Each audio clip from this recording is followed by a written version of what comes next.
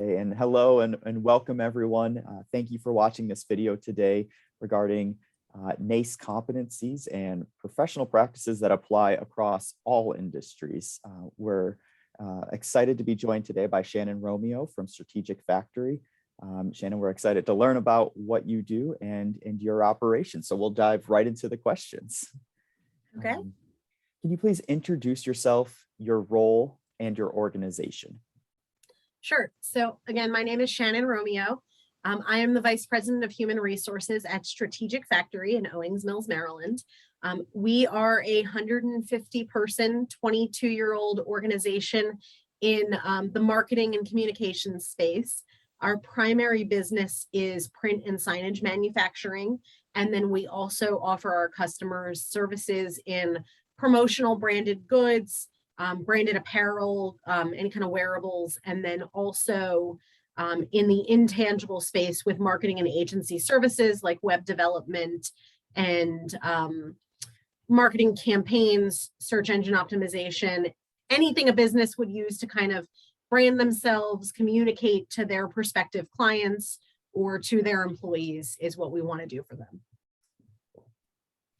And curious to know, which career readiness competency are you going to discuss today, and how does NACE define this competency? So I'm going to talk about communication, given its relation to our industry.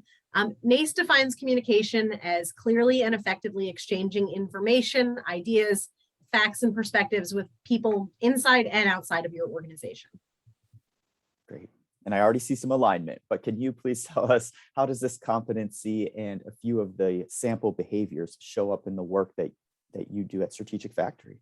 Absolutely. So I'm going to talk about it three different ways.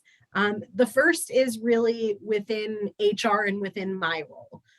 So one of the important behaviors is framing communication with respect to the diversity that people have in learning styles, communication styles, abilities, cultural differences. So for me, that's incredibly important.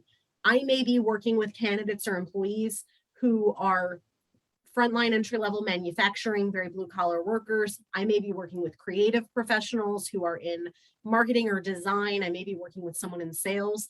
And those people could be from all over the US or internationally.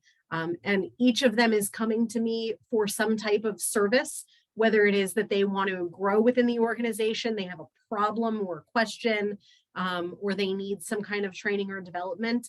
And it's really important that I meet them where they are and I understand how their background may influence their ability to understand my approach to a situation. So that's one in HR. In our industry and in what we do, it really comes down to, in the marketing side, active listening, persuasion, influencing others. We're helping all of our clients to do that. So we are helping them to strategize what is their brand, what is their mission, what is their vision, and how do they make sure that people understand that who they are kind of item, and then also what they do and how somebody might work with them.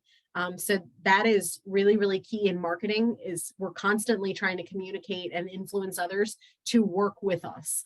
And our clients are trying to do the same, and we're supporting them in doing that. And then in our industry in manufacturing and the custom manufacturing that we do, another part of communication that's really important is the asking appropriate questions. So we have a very detail-oriented business where we do custom manufacturing. If we don't ask the right details for a project for a customer and we produce something in the wrong color for them or with the wrong materials, our customer doesn't even want it, so we certainly can't sell it to anybody else.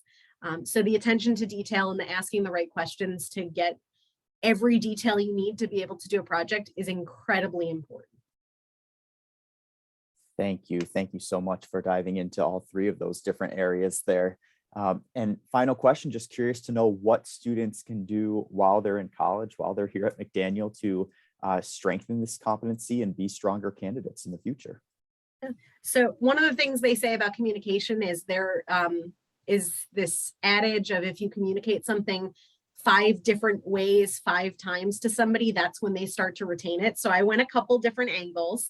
I think one is your courses.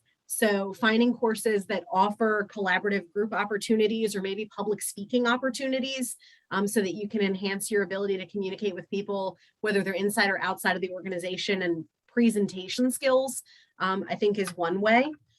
One of the other things that I might suggest is looking at the campus organizations that you have. So whether it is student government, or if you have a newspaper or a radio station, or even something like local chapters of organizations. Most colleges have a local chapter of the American Marketing Association or the Society for Human Resource Management, things like that in their professions. That's a great way to get involved. And then I think the third thing that I'm really big on is internships.